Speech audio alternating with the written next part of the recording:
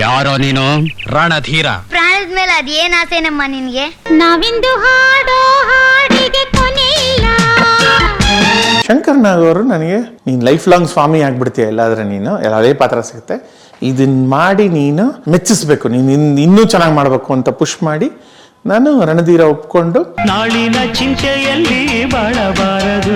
2 ದೊಡ್ಡ ಆಘಾತ ಆಗಿದ್ದು 90ಯಲ್ಲಿ ನಾನು ಶಂಕರ್ ನಾಗ್ ಅವ್ರು ಕಳ್ಕೊಂಡೆ, 92ಅಲ್ಲಿ ನನ್ನ ತಂದೆ ಕಳ್ಕೊಂಡೆ. ಸೊ ನನ್ಗೆ ಒಂದು 15-16 ಕರೆಕ್ಟ್ ವರ್ಡ್ ಅಂದ್ರೆ ಭಯ. ಅಂದ್ರೆ ಏನಾದ್ರೂ ನಾನು ಇವಾಗ ನನ್ನ ಗೈಡಿಂಗ್ ಫ್ಯಾಕ್ಟರ್ಸ್ ಇಲ್ಲ, ನಾನು ಏನೋ ಡಿಸಿಷನ್ ತೊಗೊಂಡು ಏನಾದ್ರು ಆಗ್ಬಿಟ್ರೆ, ಏನೋ ತಪ್ಪು ಮಾಡಿಬಿಟ್ರೆ, ಜಾಬ್ದು ಯಾವ್ದಾದ್ರು ಒಂದು ಸ್ವಲ್ಪ ಸೇಫ್ಟಿಗೆ ನೋಡ್ಕೊಂಡ್ಮೇಲೆ ನಾನು ಆ ಕಡೆ ಕಣ್ಣು ಹಾಕ್ತೀನಿ. ಸೊ ನನ್ನ ಫೋಕಸ್ ಎಲ್ಲ ಅವಾಗ ಏನಾಯ್ತು, ಫುಲ್ ಶಿಫ್ಟ್ ಆಯ್ತು ಈ ಕಡೆ.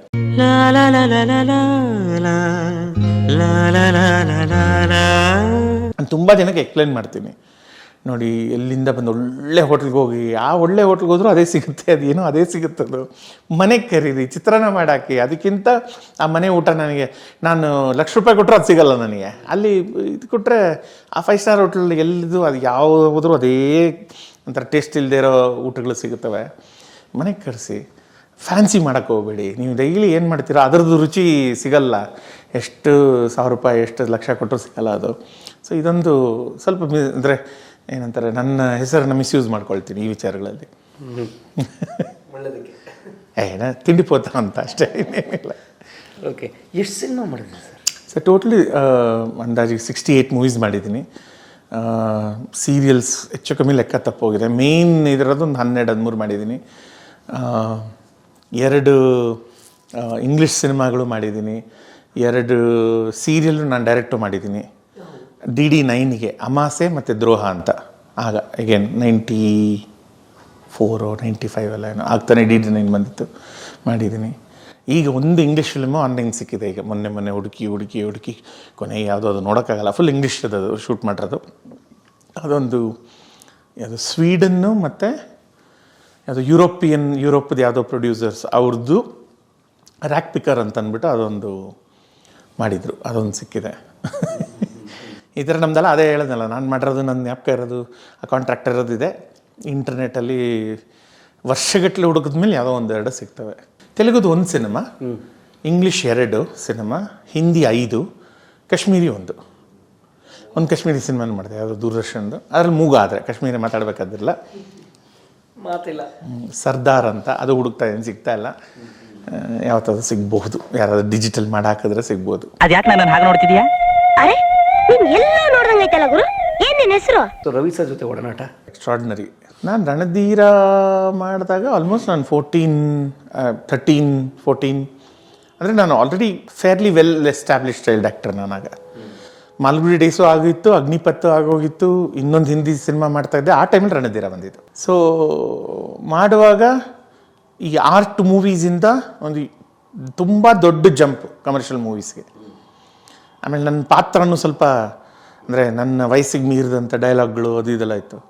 ಬಟ್ ರವಿಚಂದ್ರನ್ ಅವ್ರದ್ದು ಆ ಗ್ರ್ಯಾಂಡ್ಯೂರು, ಅವರ ಒಂದು ಏನು ಚಿತ್ರೀಕರಣ ಇದೆ ಆಲ್ರೆಡಿ ಲೆಜೆಂಡ್ರಿ. ಅವರು ಪ್ರೇಮಲೋಕ ಆಲ್ರೆಡಿ ಸೂಪರ್ ಹಿಟ್ ಆಗಿತ್ತು. ಆ ಸ್ಕೇಲು ಇದು ಡೆಫಿನೆಟ್ಲಿ ವರ್ತ್ ಇಟ್ ಅಂತ. ಶಂಕರ್ ನಾಗ್ ಅವರು ನನಗೆ ತುಂಬ ಧೈರ್ಯ ತುಂಬಿ, ನೀನು ಲೈಫ್ ಲಾಂಗ್ ಸ್ವಾಮಿ ಆಗ್ಬಿಡ್ತೀಯ ಎಲ್ಲಾದರೆ, ನೀನು ಯಾವುದೇ ಪಾತ್ರ ಸಿಗುತ್ತೆ ಇದನ್ನ ಮಾಡಿ ನೀನು ಮೆಚ್ಚಿಸ್ಬೇಕು, ನೀನು ಇನ್ನೂ ಚೆನ್ನಾಗಿ ಮಾಡಬೇಕು ಅಂತ ಪುಷ್ ಮಾಡಿ ನಾನು ರಣಧೀರ ಒಪ್ಕೊಂಡು, ರಣಧೀರಲ್ಲಿ ಅವ್ರು ಕೊಟ್ಟಂಥ ಏನು ಒಂದು ಸ್ಕೇಲ್, ಒಂದು ಆಪರ್ಚುನಿಟಿ, ಒಂದು ಏನಂತಾರೆ, ಒಂದು ಕ್ಯಾನ್ವಸ್ ಏನು ಕೊಟ್ಟರು, ಒಂದು ಸ್ಪೇಸ್ ಏನು ನನಗೆ ಏನು ಕೊಟ್ಟರು ಪರ್ಫಾರ್ಮ್ ಮಾಡೋದಕ್ಕೆ, ಅವರ ಜಾಗದಲ್ಲಿ ಬೇರೆ ಯಾರೇ ಇದ್ದರೂ ಮಾಡ್ತಾ ಇರಲ್ವೇನೋ. ಯಾಕಂದರೆ ಸರ್ ಅವ್ರು ಫುಲ್ಲಿ ಅಂದರೆ ವೆಲ್ ಎಸ್ಟಾಬ್ಲಿಷ್ಡ್ ಹೀರೋ, ಇದರಲ್ಲಿ ಪ್ರೊಡ್ಯೂಸರ್, ಹೀರೋ ಆ್ಯಂಡ್ ಡೈರೆಕ್ಟರ್. ಇನ್ನೊಬ್ರು ಕ್ಯಾರೆಕ್ಟರ್ಗೆ ಅಷ್ಟು ಸ್ಪೇಸ್ ಕೊಡೋದಿದೆಯಲ್ಲ, ಸ್ಟಾರ್. ಎಸ್, ಅಂದರೆ ಹಿ ಹಿಮ್ಸೆಲ್ಫ್. ಆ್ಯಂಡ್ ಅದರಲ್ಲಿ ಇನ್ಯಾರು ಇದ್ದಾರೆ, ಅದರಲ್ಲಿ ಏನು ನೋಡ್ಕೊಂಬಿಡಿ, ಇರೋಬ್ರವ್ರು ಅಂದರೆ almost all the top actors in Kannada film industry ಅದರಲ್ಲಿದ್ದರು. ಸೊ ನನಗೆ ಕೊಟ್ಟಂಥ ಸ್ಪೇಸ್ ಅವ್ರಿಗೆ ಇವತ್ತರೆಗೂ ನಾನು I should be very grateful. I am grateful. ಯಾಕಂದರೆ ಲೋಕೇಶ್ ಅವ್ರಿಗೆ ಏನೋ ದೊಡ್ಡ ಬಂಗಲೆ ಅಂತ ಅಂದ್ಬಿಟ್ಟು ಕುಡಿದು ಬಂದು ಮಾತಾಡೋ ಡೈಲಾಗ್ ಸೀನ್ ಇರ್ಬೋದು, ಆ ಒಂದು ಅವರ ಆಲ್ಮೋಸ್ಟ್ ಎವ್ರಿ ಫ್ರೇಮಲ್ಲೂ ನನ್ನನ್ನು ಅವ್ರನ್ನ ಅಕಾಮಡೇಟ್ ಮಾಡಿಟ್ಟಿರೋದಿದೆಯಲ್ಲ, ನನ್ನ ಪರ್ಫಾರ್ಮ್ ಮಾಡೋದಕ್ಕೆ ಡೆಫಿನೆಟ್ಲಿ ಆಪರ್ಚುನಿಟಿ ಕೊಟ್ಟರು. ಯಾಕೆ ನೀನು ಹೇಳಬೇಕಾಗಿತ್ತು 101, ಯಾರು ಬೇಡ ಅಂತಿದ್ರು? ಇದು ಕಲಿಯುಗನೇ. ರಣಧೀರ ಮಾಡಿದೆ, ಅಂಜದ ಗಂಡು ಮಾಡಿದೆ, ಯುದ್ಧಕಾಂಡ ಮಾಡಿದೆ, ಕಿಂದರ್ ಜೋಗಿ ಅವ್ರ ಡೈರೆಕ್ಷನ್ದು ಲಾಸ್ಟ್, ಅವ್ರ ಡೈರೆಕ್ಷನ್ ಅವ್ರದ್ದೇ ಇರಬೇಕು, ಅದು ಲಾಸ್ಟ್. ಬಟ್ ಅವ್ರ ಸಿನಿಮಾ ಅಂತ ಮಾಡಿದ್ದು ಕನ್ನಡದಲ್ಲಿ ನಂದು ಲಾಸ್ಟ್ ಸಿನಿಮಾ ರಾಮಾಚಾರಿ. ಅದು ಅವ್ರ ಯಂಗರ್ ವರ್ಷನ್ ಆ್ಯಕ್ಟ್ ಮಾಡ್ತೀನಿ, ಅದು ನಂದು ಲಾಸ್ಟ್ ಕನ್ನಡ ಸಿನಿಮಾದಲ್ಲೇ ಲಾಸ್ಟ್ ಸಿನಿಮಾ. ಅದಾಗಿದ ತಕ್ಷಣ ಕನ್ನಡ ಸಿನಿಮಾ ನಿಲ್ಲಿಸ್ಬಿಟ್ಟೆ. ಅದಾದಮೇಲೆ ನನಗೆ ಸ್ವಾತಿ ಕಿರಣಂ ತೆಲುಗು ಸಿನಿಮಾ ಬಂತು, ಅದೊಂದು ಮುಗಿಸಿ ಕಂಪ್ಲೀಟ್ ನಾನು ಫಿಲ್ಮ್ಸ್ ನಿಲ್ಲಿಸ್ಬಿಟ್ಟೆ. ಆಮೇಲೆ 1-2 ಸೀರಿಯಲ್ಗಳು, ದೂರದರ್ಶನ್ ಸೀರಿಯಲ್ಸ್ ಎಲ್ಲ ಮಾಡಿ ಆಮೇಲೆ ಕಂಪ್ಲೀಟ್ ಆ್ಯಕ್ಟಿಂಗ್ ನಿಲ್ಲಿಸ್ಬಿಟ್ಟೆ. ಆದರೆ ಏನು ಅವಕಾಶ, ಈಗ ಒಂದು ಅಡೋಲಸೆಂಟ್ ಏಜಿಗೆ ಬಂದಾಗ ಒಬ್ಬ ಬಾಲನಟ ಏನು ಅವ್ರಿಗೆ ಅವಕಾಶ ಕಡಿಮೆ ಆಗಿಬಿಡುತ್ತಾ ಅಥವಾ ಏನು? ಇಲ್ಲ ಸರ್, ಇದು ಏನು ನಾವು ಇವತ್ತಿಗೆ ಅದು ತುಂಬ ವಿಚಿತ್ರ ಅನಿಸ್ಬೋದು. ಅವತ್ತಿಗೆ ಒಂಥರ ಒಂದು ನಾರ್ಮಲ್ ಸ್ಟ್ಯಾಂಡ್ ಅದು. ಅವತ್ತಿದ್ದ ಇಂಡಸ್ಟ್ರಿಗೆ, ಅವತ್ತಿದ್ದ ಆಪರ್ಚುನಿಟೀಸ್ಗೆ ಒಂದು ಟೀನೇಜರ್ ಲೆವೆಲ್ ಬರ್ತಾ ಇದ್ದಂಗೆ ನಂಬರ್ ಆಫ್ ರೋಲ್ಸ್ ಇವತ್ತಿನ ಥರ ನಿಮಗೆ OTT ಅದು ಇದು ಕಾಲೇಜ್ ಸ್ಟೂಡೆಂಟ್ಸ್ಗೆ ಅಂತ ಬರೆಯೋ ಸಿನಿಮಾಗಳೆಲ್ಲ ತುಂಬ ಕಮ್ಮಿ ತುಂಬ ಕಮ್ಮಿ ಅಂದರೆ ಆಲ್ಮೋಸ್ಟ್ 1-2 ಅಂತ ಹೇಳ್ಬೋದು ನೀವು.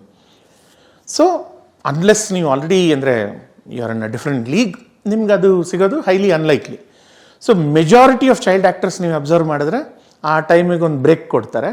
ಬ್ರೇಕ್ ಕೊಟ್ಟು ಒಂದು 5-6 ವರ್ಷ ಆದಮೇಲೆ ಅವ್ರು ನೆಕ್ಸ್ಟು ಮೇನ್ ಸ್ಟ್ರೀಮಿಗೆ ಬರ್ತಾರೆ. ಎಲ್ಲರೂ ನನ್ನ ಜೊತೆ ಇದ್ದ ವಿಜೇಂದ್ರ ರಾಘವೇಂದ್ರ ಅವ್ರು ಇರ್ಬೋದು, ಅಪ್ಪು ಅವ್ರು ಇರ್ಬೋದು, ಅಥವಾ ಬೇರೆ ಎಲ್ಲರೂ, ನಾನು ಅವ್ರನ್ನ ಕಂಪೇರ್ ಮಾಡ್ಕೊಳ್ತಾ ಇಲ್ಲ. ಮಾಸ್ಟರ್ ಆನಂದ್ ಪ್ರತಿಯೊಬ್ಬರು ಅವರು ನನ್ನ ಲಾಸ್ಟ್ ಸಿನಿಮಾ, ಅವ್ರದ್ದು ಫಸ್ಟ್ ಸಿನಿಮಾ ಹೆಚ್ಚು ಕಮ್ಮಿ ಮಾಸ್ಟರ್ ಆನಂದ್. ಸೊ ನನ್ನ ನೆಕ್ಸ್ಟ್ ಜನ್ರೇಷನ್ ಅವರು. ಬಟ್ ನನ್ನ ಜೊತೆ ಅಂದರೆ ನನ್ನ ಜೊತೆಗೆ ಮಾಡಿದಂಥವ್ರು ಒಂದು 4-5 ಜನ ಲೆಕ್ಕ ಹಾಕಿದ್ರೆ ಅದರಲ್ಲಿ ಎಲ್ಲರೂ ಏನೋ ಆ ಬ್ರೇಕ್ ಕೊಟ್ಟು ವಾಪಸ್ ಆ್ಯಕ್ಟಿಂಗ್ ಬರಲಿಲ್ಲ. ಬಟ್ ಬಂದವರು ಕೂಡ ಆ ಬ್ರೇಕ್ ಒಂದು ಕೊಟ್ಟರು. ಅದೊಂದು 5-6 ವರ್ಷ, ಈ 16-17ರಿಂದ ನೆಕ್ಸ್ಟ್ 22-23 ತನಕನೂ ಒಂದು ಬ್ರೇಕ್ ಕೊಟ್ಬಿಟ್ಟು ನೆಕ್ಸ್ಟ್ ನೀವು ಹೀರೋ ಆಗಿ ಒಂದು ಬರೋ ಅಂಥ ಪದ್ಧತಿ. Right or wrong, I honestly ನಾನು ಇವತ್ತಿಗದು ಅದಕ್ಕೆ ನನಗೆ ಆನ್ಸರೇ ಇಲ್ಲ ಅದಕ್ಕೆ. ಸೊ ನಂದು ಅದೇ ಇತ್ತು, ಇರಬೇಕು, ಹಾಗೆ ಆ ಥರ ಎಲ್ಲ ಇಲ್ಲ. ನನಗೆ ಪ್ರಾಬ್ಲಮ್ ಆಗ್ತಾ ಇದ್ದಿದ್ದು ಎಜುಕೇಷನ್. ನನಗದೇ ಮನೆಯಲ್ಲಿ ಸ್ಟ್ರಿಕ್ಟ್ ಇನ್ಸ್ಟ್ರಕ್ಷನ್ಸ್, ನಮ್ಮ ತಂದೆ ತಾಯಿ ಮಾತ್ರ ಅಲ್ಲ, ಶಂಕರ್ ನಾಗ್ ಅವರಾಗಲಿ, ಅಂಬರೀಷ್ ಅವರಾಗಲಿ, ಯಾರೇ ಆಗಲಿ, ನಮ್ಮ ಇಂಡಸ್ಟ್ರಿಯಲ್ಲಿ ವಿಷ್ಣುವರ್ಧನ್ ಸರ್ ಆಗಲಿ, ರವಿಚಂದ್ರನ್, ಎಜುಕೇಷನ್ ಕಾಂಪ್ರಮೈಸ್ ಅನ್ನೋ ಪ್ರಶ್ನೆನೇ ಇಲ್ಲ, ಮಾಡಲೇಬೇಕು. ನನಗೂ ತುಂಬ ಆಸೆ ಇತ್ತು. ಎಸ್ಪೆಷಲಿ ಈ ಎಕನಾಮಿಕ್ಸು, ಇಂಗ್ಲೀಷ್ ಲಿಟ್ರೇಚರ್ ಓದಬೇಕು ಅನ್ನೋದು ಸಿಕ್ಕಾಪಟ್ಟೆ ಆಸೆ. ಇದನ್ನು ಈ ಹುಳ ಬಿಟ್ಟವರು ಶಂಕರ್ ನಾಗ್ ಅವರೇ. ನನಗೆ ಬುಕ್ ಓದಿಸೋದಕ್ಕೆ ಕಲಿಸ್ಕೊಟ್ರು, ನಾವೆಲ್ಸು. ಈ ಓದೋದು ಒಂಥರ ನಿಜವಾಗ್ಲೂ ಸರ್ ಒಂಥರ ಅಡಿಕ್ಷನ್ ನನಗದು. ಎಲ್ಲೇ ಇದ್ರೂ ಯಾವುದೋ ಬುಕ್ ತೊಗೊಂಡು ಓದೋದು, ಬುಕ್ಸ್ ಓದೋದು, ಕತೆಗಳು ಓದೋದು ತುಂಬ ಆಸೆ ನನಗೆ. ಸಮ್ ಎಕ್ಸ್ಟ್ರಾರ್ಡಿನರಿ ಬುಕ್ಸ್ ಓದಿದ್ದೀನಿ. ಸೊ ಇದರಲ್ಲಿ ನಾನೊಂದು ಮಾಡಬೇಕು, ಲಿಟ್ರೇಚರ್ ಕಲಿಬೇಕು, ನಾನು ಎಕನಾಮಿಕ್ಸ್ ಕಲಿಬೇಕು, ಬಿಸ್ನೆಸ್ ಕಲಿಬೇಕು, ಇದೆಲ್ಲ ಆಸೆ ಇತ್ತು. ಸೊ ಅದು ಮಾಡಬೇಕು ಅಂತನಿತ್ತು. ಆಮೇಲೆ ನನ್ನ ಫಿಸಿಕಲಿ ಕೂಡ ನಾನು ಆ ಚೇಂಜ್ ಆಗ್ತಾ ಬರ್ತಾಯಿದ್ದೆ. ನಾನು ಏನೋ ಬಾಲ್ ನಟ ಮಾಡೋಕ್ಕಾಗಲ್ಲ, ಈ ಕಡೆ ಈ ಹೀರೋದು ಯಾವುದೋ ಒಂದು, ಇಲ್ಲ ಹೀರೋ ತಮ್ಮ ಆಗಬೇಕು, ಈ ಥರದ್ದು ಯಾವುದೋ ಒಂದು ಮಾಡಬೇಕು. ಆ್ಯಂಡ್ ಫುಲ್ ಮೇನ್ ಸ್ಟ್ರೀಮ್ ರೋಲ್ಗಳು ಸಿಗ್ತಾ ಇರಲಿಲ್ಲ, ಸಿಗೋ ಚಾನ್ಸು ಇರ್ತಾ ಇರಲಿಲ್ಲ. ಇದ್ದರೆ ಏನು, ತಮ್ಮ ಇರ್ತಾನೆ, ಅವ್ನು ಸಾಯಿಸ್ಬಿಡ್ತಾರೆ, ಸೊ ಹೀರೋ ರಿವೆಂಜ್ ತೊಗೊಳ್ತಾರೆ, ಇಂಥವು ಏನಾದ್ರು ಇರ್ತಾಯಿತ್ತು ಅವ್ರದ್ದು. ಸೊ ನನಗೆ ಒಂದು ತಲೆಯಲ್ಲಿ ಕ್ಲಾರಿಟಿ ಇತ್ತು ಅಂದರೆ, ನಂದು ಒಳ್ಳೆ ಹೈ ಪೀಕಲ್ಲಿದ್ದಾಗ ನಾನೇ ನಿಲ್ಲಿಸ್ಬಿಡ್ಬೇಕು. ಸೊ ದಟ್ ನಾನು ನೆಕ್ಸ್ಟ್ ಯಾವತ್ತು ವಾಪಸ್ ಬರ್ತೀನೋ ಬಿಡ್ತೀನೋ, ಬಟ್ ಬಂದಾಗ ಆ ಪಾಯಿಂಟಿಂದ ನಾನು ಸ್ಟಾರ್ಟ್ ಮಾಡ್ಕೊಳ್ಬೋದು. ಈ ಯಾವುದೋ ಚೆನ್ನಾಗಿ ಮಾಡ್ತಾ ಇದ್ದ, ಅದು ಯಾವುದೋ ಒಂದು 2-3 ಮಾಡ್ದ, ಅಯ್ಯೋ ನೋಡೋಕ್ಕಾಗಲ್ಲ, ಆಮೇಲೆ ಹೋದ ಅನ್ನೋದಕ್ಕೂ, ಈ ಒಳ್ಳೆ ಪೀಕಲ್ಲಿದ್ದಾಗ ಹೋದ ಅನ್ನೋದಕ್ಕೂ ಅಷ್ಟದೇ ಹೇಳಿದ್ನಲ್ಲ, ಏಜಿಗೆ ಮುಂಚೆನೇ ನಾನು ಸ್ವಲ್ಪ ಬೇಗ ಮೆಚೂರ್ ಆಗಿದೆ ಅಂತ, ಇಷ್ಟು ಕ್ಲಾರಿಟಿ ಇತ್ತು ನನಗೆ. So Ramachari 25 weeks super hit, okay ನಿಲ್ಲಿಸ್ಬಿಟ್ಟೆ. ಸ್ವಾತಿ ಕಿರಣ್, ಕೆ ವಿಶ್ವನಾಥ್ ಸರ್ದು, ಮಮ್ಮೂಟಿದು, ಅದು ಸೂಪರ್ ಹಿಟ್ಟಲ್ಲಿ, ಅದು ನಿಲ್ಲಿಸ್ಬಿಟ್ಟೆ, ಓಕೆ ಮುಗೀತು. ಸೀರಿಯಲ್ಸಲ್ಲಿ ತುಂಬ ಕೇರ್ಫುಲ್ ಆಗಿದೆ. ದೂರದರ್ಶನಲ್ಲಿ NS ಶಂಕರ್ ಸರು, P ಶೇಷಾದ್ರಿ ಸರು, ನಾಗೇಂದ್ರ ಶಾ ಅವರು, ಈ ಕ್ವಾಲಿಟಿ, ನಾಗಭರಣ ಸರ್, ಇವ್ರದ್ದು ಮಾಡಿದ್ದು ಮಾತ್ರ ಕೆಲವು very carefully hand picked roles ಮಾತ್ರ ಮಾಡದೆ ಹೊರತು ಯಾವುದೋ ಮಾಡಬೇಕು ಇದೇ ಹೆಂಗೆ ಮಾಡಿಬಿಡೋಣ ಅಲ್ಲ.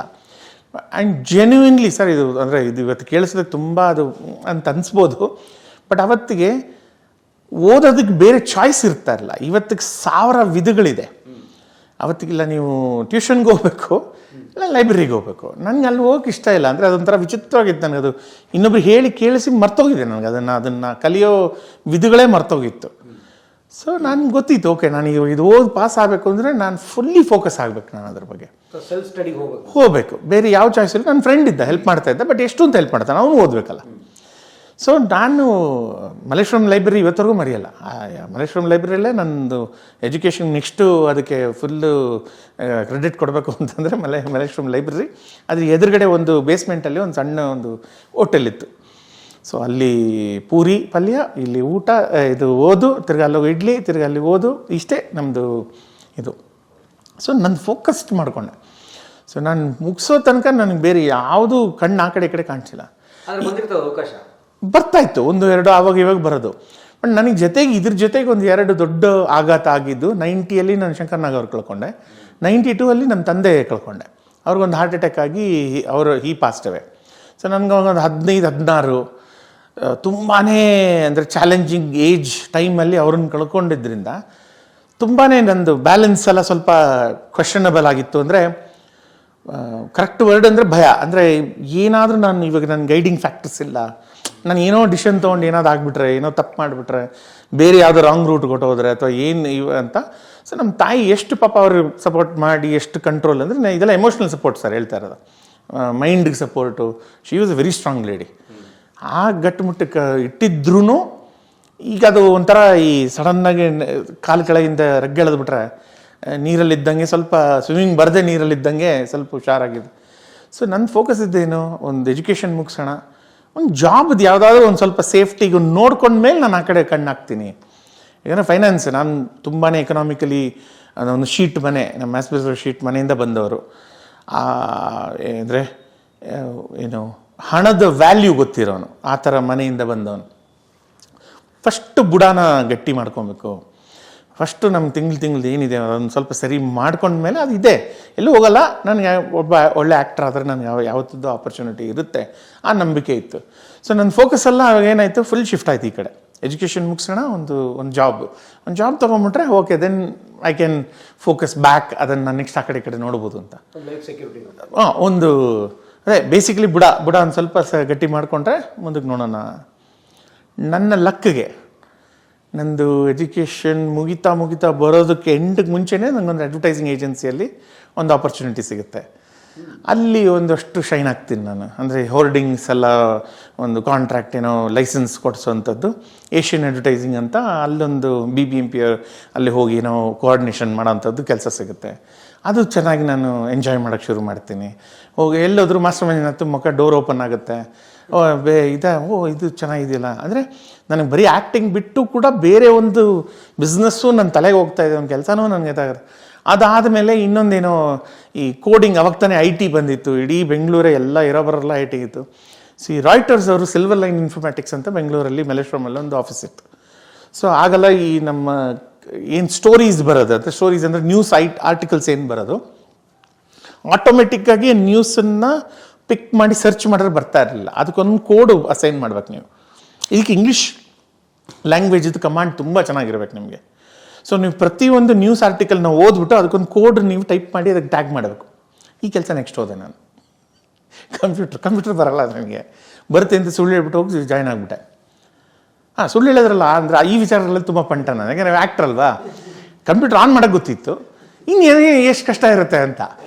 ಆಮೇಲೆ ಸ್ವಲ್ಪ ಆ ಕಡೆ ನೋಡಿ ಕಾಪಿ ಮಾಡೋದು ಚೆನ್ನಾಗಿ ಕಲ್ತಿದ್ದೆ. ಸರಿ ಹಂಗೆ ಹೇಳ್ಬಿಟ್ಟು ಏನೋ ನುಗ್ಬಿಟ್ಟೆ, ಸಿಕ್ಕಾಬಿಟ್ಟೆ ಕಷ್ಟ ಆಯಿತು. ಬಟ್ ಪಾಪ ಅಲ್ಲಿ ನನ್ನ ಕೊಲೀಗ್ಸ್ ಯಾರಿದ್ದರು, ಅಗೇನ್ ಮಾಸ್ಟರ್ ಮಂಜನ ಆಯ್ತು, ಪಾಪ ಒಳ್ಳೆ ಹುಡುಗ, ಏನೋ ಬಂದ್ಬಿಟ್ಟಿದ್ದಾನೆ ಒಳಗೆ ಹೆಲ್ಪ್ ಮಾಡೋಣ ಅಂತ. ಅವರೆಲ್ಲ ಪಾಪ ಚೆನ್ನಾಗಿ ಹೇಳ್ಕೊಟ್ರು, ಓಕೆ ಇದು ಹಿಂಗೆ ಮಾಡಬೇಕು, ಕೋಬಾಲ್ ವಿನ್ ಜಿಪ್ ಅಂದರೆ ಹೆಂಗೆ, ಅದನ್ನು ಜಿಪ್ ಮಾಡೋದು ಹೆಂಗೆ, ಕಳಿಸೋದು ಹೆಂಗೆ, ಇದೆಲ್ಲ ಹೇಳ್ಕೊಟ್ರು. ಬೇಗ ಕಲ್ತ್ಬಿಟ್ಟೆ. ನಂದು ಶಾರ್ಟ್ ಟರ್ಮ್ ಮೆಮೊರಿ ಹೇಳೋದಲ್ಲ, ಶಾರ್ಟ್ ಟರ್ಮ್ ಗ್ರಾಸ್ಪಿಂಗ್ ಪವರ್ಸ್ ತುಂಬ ಚೆನ್ನಾಗಿದ್ದರಿಂದ ಸೊ ಈ ಕೋಡಿಂಗ್ ಶುರು ಆಯಿತು. ಅದಾದಮೇಲೆ ಎಲ್ಲರೂ ಟ್ಯಾಗ್ ಹಾಕ್ಕೊಂಡು ಈ IT ವೆಬ್ಸೈಟು, ಆನ್ಲೈನು, ಇದೆಲ್ಲ ತುಂಬಾ ಆಸೆ. ಎಲ್ಲ ನನ್ನ ಫ್ರೆಂಡ್ಸ್ ಎಲ್ಲ ಇಂಜಿನಿಯರಿಂಗು, ಇನ್ಕ್ಲೂಡಿಂಗ್ ರವಿ BMS, ಅವ್ನ ಫ್ರೆಂಡ್ಸ್ ಎಲ್ಲ ಇಂಜಿನಿಯರ್ಸು, ನನ್ನ ಫ್ರೆಂಡ್ಸ್ ಎಲ್ಲ ಇಂಜಿನಿಯರ್ಸ್. ನನಗೊಂದು ಇದೊಂದು ಟ್ಯಾಗ್ ಸಿಗ್ತಾ ಇಲ್ವಲ್ಲ ಅಂತ ಆಸೆ. ಅವತ್ತಿಗೆ onlinebangalore.com ಅಂತ ಆಪರ್ಚುನಿಟಿ ಸಿಕ್ತು. ಅಲ್ಲಿ ಶಿವಾನಂದ್ ಸರ್ ಅಂತ ನಮ್ಮ ಬಾಸ್, ಅವರೊಂದು ಆಪರ್ಚುನಿಟಿ ಮಾಡಿಕೊಟ್ರು.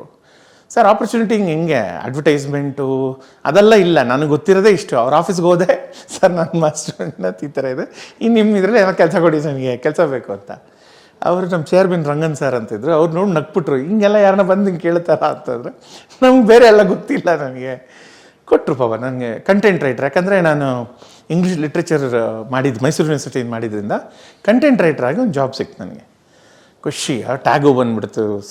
ಸಾಫ್ಟ್ವೇರ್ ಕಂಪನಿ .com ಕಂಪ್ನಿಯಲ್ಲಿ ಕೆಲಸ ಮಾಡ್ತಾಯಿದ್ದೀನಿ. ನನ್ನ ಬ್ಯಾಡ್ ಲಕ್ಕಿಗೆ ವಿತಿನ್ 3 months 4 months ಈ .com ಬಸ್ಟ್ ಅಂತ ಆಯಿತು. ಎಲ್ಲ ಈ ವೆಬ್ಸೈಟ್ಗಳು ಎಲ್ಲ ಮುಚ್ಚೋಗೋಕ್ಕೆ ಶುರು ಆದವು. ಏನು ಇದು ವರ್ಕೌಟ್ ಆಗ್ತಾಯಿಲ್ಲ ಅಂತ ನಮ್ಮದು ಸ್ವಲ್ಪ ಕುತ್ತಿಗೆಗೆ ಬಂತು.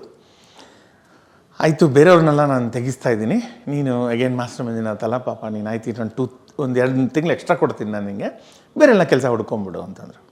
ಸರ್ ನಾನು ಹಿಂಗೋ ಕಷ್ಟಪಟ್ಟು ಹಂಗೂ ಹಿಂಗೂ ಮಾಡಿ IT ಅಂತ ಬಂದು ಸೇರಿದ್ದೀನಿ. ಇನ್ನೆಲ್ಲಿ ಹೋಗಲಿ ನಾನು. ಆಯಿತು, ಇವಾಗ ಈ ವೆಬ್ಸೈಟ್ ಏನು ಮಾಡಬೇಕು, ಏನು ಮಾಡಿದ್ರೆ ಇದು ಅಂದರೆ ಈ ನನ್ನ ಟೀಮ್ ಬದುಕೊಳ್ಳುತ್ತೆ. ಇಲ್ಲ, ಇದು onlinebangalore.com. ಸೊ ಅಡ್ವರ್ಟೈಸ್ಮೆಂಟ್ ಬರಬೇಕು, ಜಾಸ್ತಿ ಜನ ನಮ್ಮ ಸೈಟನ್ನು ವಿಸಿಟ್ ಮಾಡಬೇಕು. ವಿಸಿಟ್ ಮಾಡಿದ್ರೆ ಅಡ್ವರ್ಟೈಸರ್ಸು ಕಾಸು ಕೊಡ್ತಾರೆ. ಸೊ ಅದರಿಂದ ಬರುತ್ತೆ. ಸರಿ, ಹೆಂಗೆ ಬರ್ಸೋದು? ಸೊ ನಾವೇನಾದರೂ ಅಡ್ವರ್ಟೈಸ್ಮೆಂಟ್ ಮಾಡ್ಬೋದು, ಅವಾಗ ಜನ ಬರ್ತಾರೆ. ಅದೆಲ್ಲ ಇಲ್ಲ, ಏನು ಬಜೆಟ್ ಅಲ್ಲ, ಇಲ್ಲ, ನೀನು ಸಂಬಳ ಇದೆ, ನೀನಿದೆಯಾ ನೋಡಿ ಏನು ಮಾಡ್ತೀಯ ಮಾಡು ಅಂತ. ಸೊ ನಮ್ಮಲ್ಲಿ ಎದೆ ಹೇಳ್ತಾರಲ್ಲ ಸರ್, ಹಸಿವು ಬಂದಾಗ ಏನೇನೋ ಐಡಿಯಾಗಳು ಬರುತ್ತೆ. ಮತ್ತು ಇದು necessity is the mother of all inventions ಅಂತ ಕನ್ನಡದೇನೋ ಇದೆ, ಸಿಗ್ತಾಯಿಲ್ಲ ಈಗ ನನಗೆ. ಆ ಥರ ಅಂದಾಗ ಸರಿ ಏನು ಮಾಡೋದು ಅನ್ನೋದು. ನಾನು 10th ಮತ್ತು PUC ಬಂದಾಗ ರಿಸಲ್ಟ್ಸ್ ನೋಡೋಕ್ಕೆ ಕಷ್ಟಪಟ್ಟಿದ್ದು ಜ್ಞಾಪಕ ಬಂತು ನನಗೆ. 10th ಬೋರ್ಡ್ ಹತ್ರ ಹೋಗಿದ್ವಿ, ಯಾರೋ ಅವ್ರು ನಮ್ಮ ಮುಂದೆ ಹೋಗಿ ನೋಡ್ರವರು ಒಂಥರ ಫೈಟಿಂಗ್ ಆಡ್ತಾಯಿದ್ರು ಮಾಡಿ, ಅವ್ರು ಫೇಲ್ ಆಗಿದ್ದಾರೆ ಅಂತ ಇಡೀ ಇದಕ್ಕೆ ಹರಿದಾಕ್ಬಿಟ್ಟು ಓಡೋಗ್ಬಿಟ್ಟಿದ್ರು ಅವರು. ಅಲ್ಲಿ ನಮ್ದು ಇದೆಯಾ ಇಲ್ವೋ ಗೊತ್ತಾಗ್ತಾಯಿಲ್ಲ. ಸರಿ, ನಮ್ಮ ಸ್ಕೂಲ್ಗೆ ಹೋಗ್ಬೇಕು ಅಂದರೆ 1 ದಿನ ಎಕ್ಸ್ಟ್ರಾ ಬೇಕು ಅದಕ್ಕೆ. ಸೊ ಈಗ ಪಾಸ್ ಆಗಿದ್ವಾ ಫೇಲ್ ಆಗಿದ್ವಾ ಗೊತ್ತಿಲ್ಲ, ಅದು ಟೆನ್ಷನ್ನು. ಅಲ್ಲೊಳಗೆ ಹೋದ್ವಿ, ಏನೇನೋ ಮಾಡಿ ಆ ಸರ್ಕಸ್ ಹೊಡೆದು ಈ ಥರ ನಾವು ಬೆಂಗಳೂರಲ್ಲಿರೋರು ಅಲ್ಲಿ ಹೋಗಿ ನೋಡಿದ್ವಿ. ಮಿಗ್ದವ್ರ ಕತೆ ಏನು ಸರಿ ಅಂತಂದ್ಬಿಟ್ಟು 10th ರಿಸಲ್ಟ್ಸ್ ಹಾಕ್ಸ್ಬಿಡೋಣ ಇಂಟರ್ನೆಟ್ಟಲ್ಲಿ, ಇವತ್ತವ್ರಿಗೆ ಯಾರೂ ಹಾಕಿಲ್ಲ ಇಡೀ ಇಂಡಿಯಲ್ಲಿ ಅಂತಂದ್ಬಿಟ್ಟು ಹೋಗಿ 10th ಬೋರ್ಡನ್ನು ಕನ್ವಿನ್ಸ್ ಮಾಡಿ, ಅಲ್ಲಿ ಇರೋ IAS ಆಫೀಸರ್ಸು ಮತ್ತು ಎಲ್ಲರನ್ನ ಕನ್ವಿನ್ಸ್ ಮಾಡಿ, ಅವ್ರಿಗೆ ಫಸ್ಟ್ ಆಫ್ ಆಲ್ ಅಗೇನ್ ತುಂಬಾ ಅವರು ಇದ್ದ ಕನ್ಸರ್ನ್ ನಿಜವಾಗ್ಲೂ ಜನ್ಯನ್ನೇ. ಅವ್ರಿಗೆ ಯಾವುದೋ ಕಂಪ್ಯೂಟ್ರಲ್ಲಿ ಹಾಕ್ತೀವಿ, ಕನೆಕ್ಷನ್ ಕೊಡ್ತೀವಿ, ಇದೆಲ್ಲ ಇಲ್ಲ, ಇದು ತುಂಬ ಇಂಪಾರ್ಟೆಂಟ್, ತುಂಬ ಸೇಫಾಗಿರಬೇಕು ಅಂತಂದ್ಬಿಟ್ಟು, ಡೇಟಾ ಇದು ಮಾಡೋಂಗಿಲ್ಲ ಅಂತಂದ್ಬಿಟ್ಟು ಒಂದು ಆಯಿತು ಸರ್. 3.5 ತಿಂಗಳು ಬೇಕಾಯ್ತು ನನಗೆ ಅದು ಕನ್ವಿನ್ಸ್ ಮಾಡಿ. ಸೊ ಇಡೀ ಇಂಡಿಯಾಲ್ಲೇ 99ನಲ್ಲಿ ಫಸ್ಟ್ ಟೈಮ್ ಇಂಟರ್ನೆಟ್ಟಲ್ಲಿ 10th ರಿಸಲ್ಟ್ಸ್ ಹಾಕ್ಸಿದ್ದು ನಾವೇ, onlinebangalore.com ಅಂತ.